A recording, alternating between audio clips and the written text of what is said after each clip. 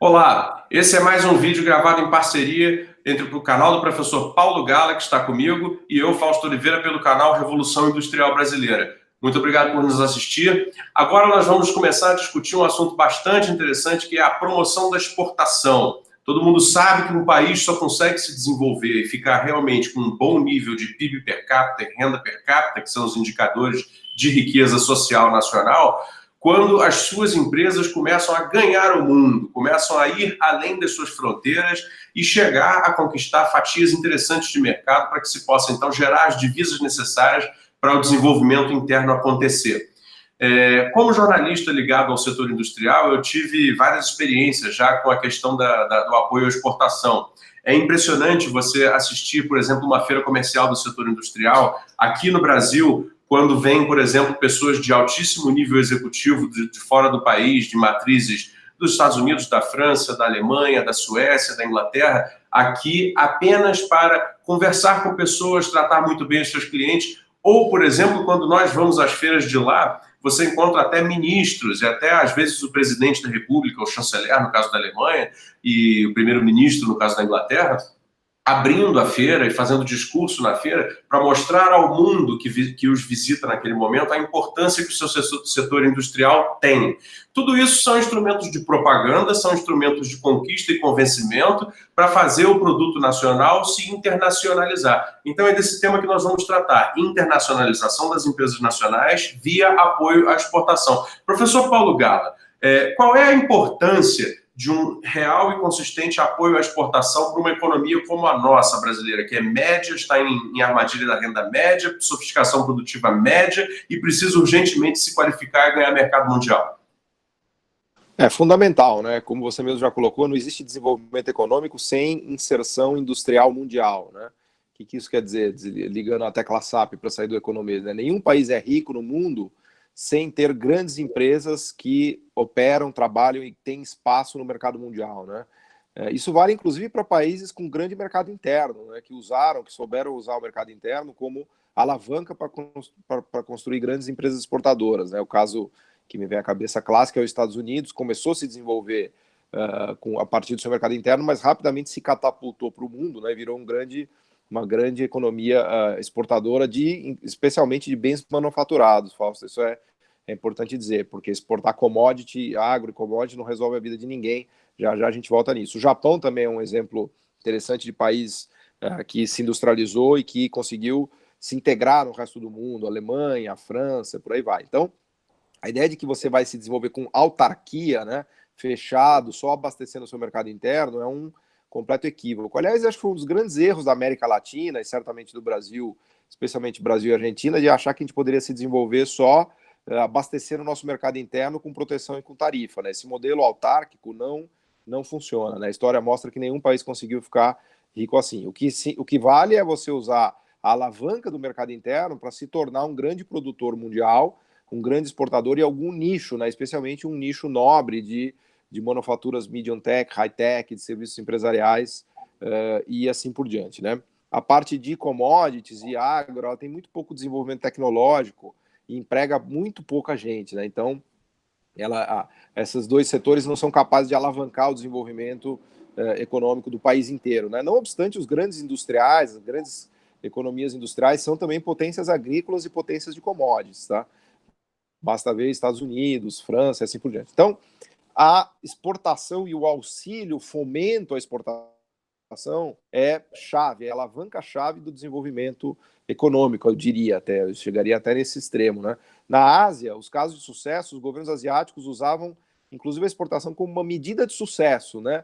Por exemplo, o Park Chung, lá na Coreia, ele deu muita ajuda de crédito público, de financiamento direcionado, de proteção temporária, ele ajudou demais as empresas coreanas, né? O milagre coreano ele se deveu principalmente a um Estado dirigista e indutor, né? Não com produção de empresa estatal, mas com um dirigismo muito forte, né? E o grande critério de sucesso para o PARC, para os coreanos, para os burocratas coreanos, era conquistar o mercado mundial, né?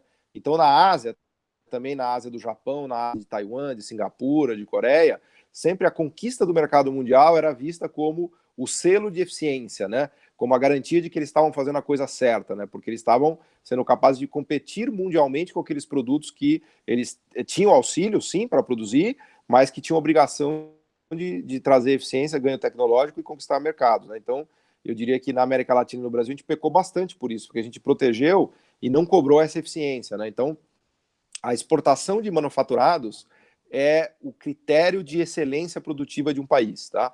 Todo país que consegue exportar grandes volumes de produtos manufaturados com eficiência, com competência, né, conquistando mercados lá fora, são desenvolvidos, né? Basta lembrar, por exemplo, a Coreia, que numa única planta lá da Hyundai produz e exporta 3 milhões de veículos, que é mais do que o parque inteiro brasileiro é capaz de produzir para abastecer o mercado interno, né? Então imagina a Coreia exportando 3 milhões de veículos, só a Hyundai, na verdade, desculpa, hein, corrigindo minha falha.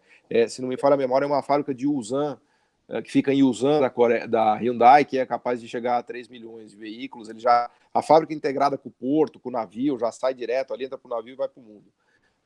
Imagina que no Brasil a gente exporta 50, 60 mil carros por mês, é ridículo, né? A gente exporta, o país inteiro exporta 500 mil veículos, né? Então é isso, Fausto, a exportação de manufaturado é o caminho da alegria, né?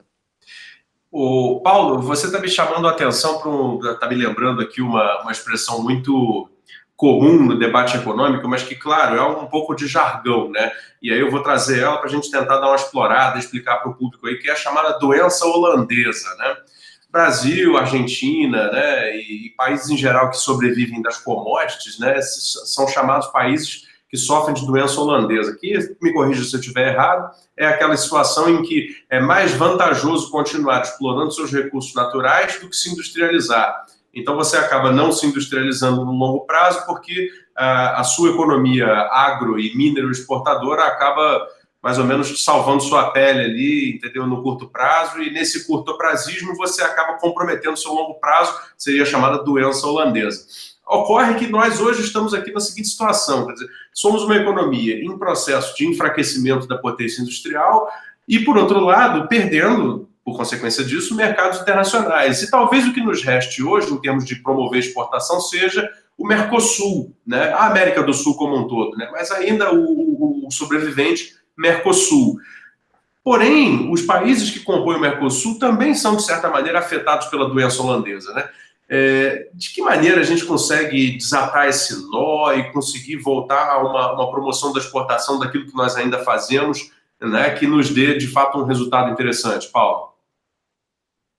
Esse tema da doença holandesa é muito legal, né? Eu trabalhei muito no meu doutorado, já nem me lembro quando foi, acho que foi em 2006 que eu defendi minha tese, e era um dos temas que agora ganhou mais força ainda, né? Mas era um tema já bastante debatido, essa ideia da doença holandesa, que também é conhecida na literatura como a maldição dos recursos naturais, né? De que aquela ideia fala, pô, o Brasil, o país é muito rico em recursos naturais, em minério, soja, commodities em geral, então ele vai ser rico. Não, na verdade é o contrário, né? A existência daquelas commodities acabam te atrapalhando e criam uma maldição, né? Os exemplos mais famosos são países africanos, tipo Nigéria, os grandes países ricos em recursos naturais e que não tiveram sucesso até hoje são os africanos, né? Eles têm uma literatura do Banco Mundial gigante, né? Até comparando países que conseguiram lidar bem. Países que conseguiram lidar bem foram a Austrália, a Noruega, o próprio Estados Unidos, né? Que conseguiram usar essa base de recursos, a própria Nova Zelândia, conseguiram usar essa base de recursos naturais para catapultar a sua indústria, para alavancar sua indústria, ou seja, avançando na industrialização de commodities, de refino, de metalurgia, né? Saltando para indústrias ligadas a esse processamento de commodities. Até na Nova Zelândia tem o caso da hidrólise do leite, que é aquele whey protein, né, que todo atleta usa, né, porque ele tem absorção no sangue muito mais rápida, né, depois do treino. Então, o caminho para você evitar a doença holandesa é conseguir processar as commodities e avançar e se industrializar a partir dessas commodities. O problema é que muitas vezes essas commodities têm preço no mercado mundial muito alto, explode o preço das commodities. Então, o minério de ferro no Brasil no mercado mundial saiu de $20 nos anos 90, foi para $200 em 2008, 2007. Imagina, Fausto, multiplicou por 10. Então, isso traz uma enxurrada de dólares para esses países, né? E acaba apreciando a moeda e faz com que a indústria perca espaço, né? Então, a ideia o canal macroeconômico da doença holandesa é uma apreciação do câmbio que tira a competitividade da indústria, né? Isso foi observado inclusive na Holanda, daí que vem o nome, doença holandesa, né? Não sei se você sabe desse detalhe, foi a revista The Economist que criou esse nome no final dos 70, porque havia uma discussão muito importante sobre o que estava acontecendo com a Holanda, porque a Holanda descobriu o gás naquele poço de Groningen, que tem 10% do gás europeu, né? Descoberta fenomenal de gás e petróleo no poço de Groningen. Se explodir aquele poço, acho que a Europa inteira vai pelos ares, né? De tanto gás que tem ali. Mas o fato é que a economia da Holanda começou a patinar depois disso, né? A moeda holandesa, que era, acho que o... Guilder. Nem me lembro. Guilder, na época, exato. Começou a se apreciar e isso começou a atrapalhar a manufatura holandesa.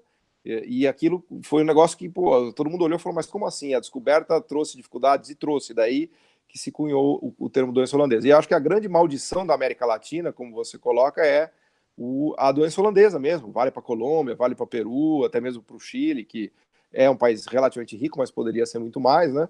E o Mercosul tem alguma estrutura produtiva industrial de Brasil e Argentina, né? Mas ainda de baixa sofisticação, de baixa inserção mundial. Então é meio que a gente fica fazendo comércio com a Argentina de coisas meio obsoletas, não muito na fronteira tecnológica, enfim. Tem alguma economia de escala, claro, melhor isso do que nada, mas é muito pouco, né? Perto da necessidade. Basta lembrar que o cluster produtivo asiático tem 20 trilhões de dólares de PIB, o europeu 13, 14, o americano 19, e o nosso Mercosulzinho aqui tem 3 trilhões de dólares. É um negócio praticamente insignificante em termos de massa de consumo, de produção, especialmente de industrial, né? De fato, essa comparação pelo volume, né, de riqueza gerada pelos clusters produtivos foi acachapante. Esse é um número que eu não conhecia e realmente dá bem a dimensão para você que está nos assistindo, né? Dá bem a dimensão da distância, entendeu? Que está se criando entre nós aqui e o restante do mundo que está em desenvolvimento. Nós estamos realmente nos aproximando muito mais de uma África, né? Que é basicamente uma colônia de exploração de minérios e agricultura, onde vastos contingentes sociais são largados, né, e abandonados em vidas absolutamente, né, não preciso nem dizer, né, adjetivar, do que de uma Europa ou de uma nova Ásia, né, onde a educação é universalizada, onde o emprego é de alta qualidade e bem remunerado. Então, realmente promover aquilo que nós ainda temos, né, de produção industrial para fora do país, através de políticas consistentes de apoio à exportação, é muito mais do que uma política econômica, é uma política mesmo de desenvolvimento social, né? Esses lugares que eu visito no nosso canal Revolução Industrial Brasileira, vou me permitir aqui uma pequena propaganda, no YouTube, o Revolução Industrial Brasileira mostra casos de sobreviventes da indústria brasileira que em certos locais do interior do Brasil ainda conseguem produzir e os benefícios que geram as suas localidades são enormes em termos de estabilidade social, em termos de manutenção da renda familiar, entendeu? Em cidades médias ou pequenas, né? Em termos de qualificação profissional para aquela pessoa conseguir depois galgar outros, né, degraus na sua própria vida. Ou seja, é isso que está sendo colocado em risco quando nós não apoiamos, né, o nosso tecido produtivo e menos ainda a sua capacidade exportadora. Mas, Paulo, muito obrigado aí pelos seus comentários. Mais uma vez, a oportunidade de te entrevistar. Queria deixar aberto se você tiver mais algum comentário, senão a gente vai ficando por aqui. Tá, não, é só um comentário rápido, assim, até você pode usar até uma palavra mais ampla, você não precisa usar indústria, você pode usar sofisticação produtiva, porque, na verdade, a indústria é uma consequência da sofisticação produtiva, né? Porque senão parece que a gente está querendo defender os interesses da indústria. Não é isso.